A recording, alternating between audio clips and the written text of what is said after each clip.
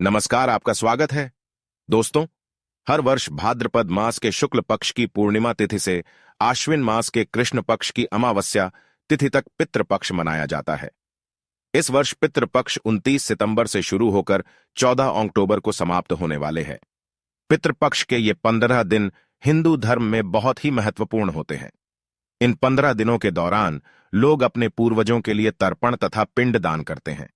जो भी पूरी श्रद्धा से अपने पितरों की मुक्ति की कामना करता है, उसके पितृ उसे सुख समृद्धि का आशीर्वाद प्रदान करते हैं। हमारी संस्कृति में पूर्वजों का आशीर्वाद प्राप्त करना बहुत ही आवश्यक होता है। पितरों के आशीर्वाद के बिना मनुष्य का कोई भी कार्य सफल नहीं होता है। जो पितरों का श्राद्ध नहीं करता है, उसका कुल नष्ट हो जाता है, और जो अपने पितरों का श्राद्ध तथा तर्पण करता है, वह संसार के सभी सुखों को प्राप्त करता है। भगवान विष्णु से वरदान प्राप्त करके मनुष्य के सभी पूर्वज पितृपक्ष के दौरान उन्हें आशीर्वाद प्रदान करने हेतु पृथ्वी पर आते हैं।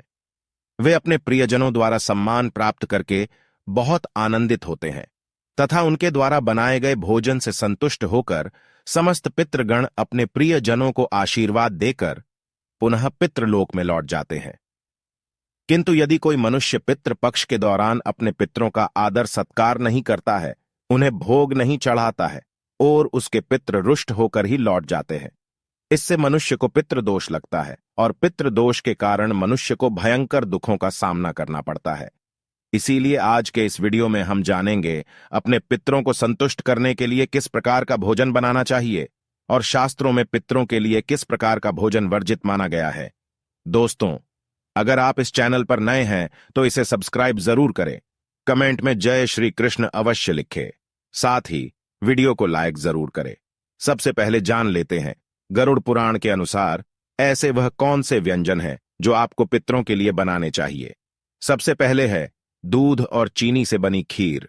पितरों के लिए अगर आप बहुत सारे व्यंजन ना बना पाए या आपकी परिस्थिति इस अनुकूल ना हो, तो पितरों की तृप्ति के लिए आपको दूध और चीनी से बनी खीर अवश्य बनानी चाहिए, जिसमें सूखे मेवे डालकर पितरों को भोग चढ़ाएं। इस व्यंजन से उन्हें सबसे ज्यादा आनंद मिलता है और वे प्रसन्न होकर ही आपके द्वार से लौटते हैं। दूसरी चीज है कद्दू की सब्जी। गरुड़ पुराण के अनुसार कद्दू की सब्जी पितरों को अधिक प्रिय होती है। कद्दू को सात्विक व्यंजन माना जाता है, जो श्राद्ध और प्रसाद में अक्सर परोसा जाता है। अगर आप भी श्राद्ध का भोजन बना रहे हैं तो कद्दू की सब्जी अवश्य बनाएं और पितरों का आवाहन करते हुए उन्हें अर्पण करें। तीसरी चीज है शुद्ध घी की रोटी।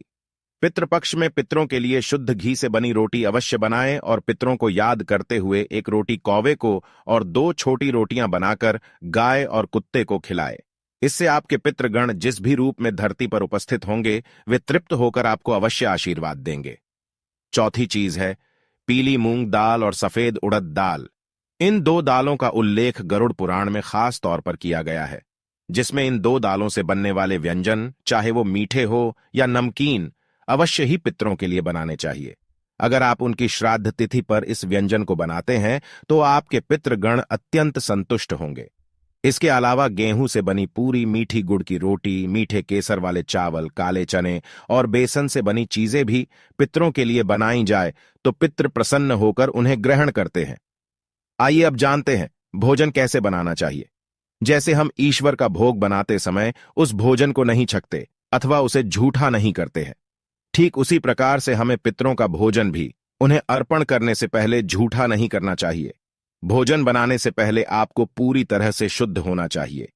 बिना स्नान किए आपको पितरों का भोजन नहीं बनाना चाहिए, और जो स्त्री मासिक धर्म में हो उस वक्त भी उन्हें पितरों के भोजन को नहीं बनाना चाहिए। ऐसा भोजन पितृ स्वीकार नहीं करते हैं। पितृ भोजन बनाने से पहले रसोई घर को गंगा जल से स्वच्छ कर लेना चाहिए, और यदि गंगा जल ना हो तो साधारण जल छिड़क कर पहले स्वच्छ कर लेना चाहिए। उसके बाद ही भोजन बनाना चाहिए। भोजन बनाने से पूर्व इस मंत्र का जाप अवश्य करें, ओम पितृदेवाय नमः। आइए अब जानते हैं पितरों को किस प्रकार का भोजन नहीं चढ़ाना चाहिए। सबसे पहली बात, कई लोग मानते हैं कि उनके पितरों को मांसाहार भोजन पसंद था, तो उन्हें पितृ श्राद्ध पर मांसाहार बनाकर खिलाना चाहिए। किंतु ऐसा करना अनिष्टकारक हो सकता है। जब आपके पूर्वज पितृलोक में प्रवेश करते हैं तो उनका भोजन सात्विक बन जाता है। इसीलिए पितरों के लिए केवल सात्विक भोजन ही बनाएं।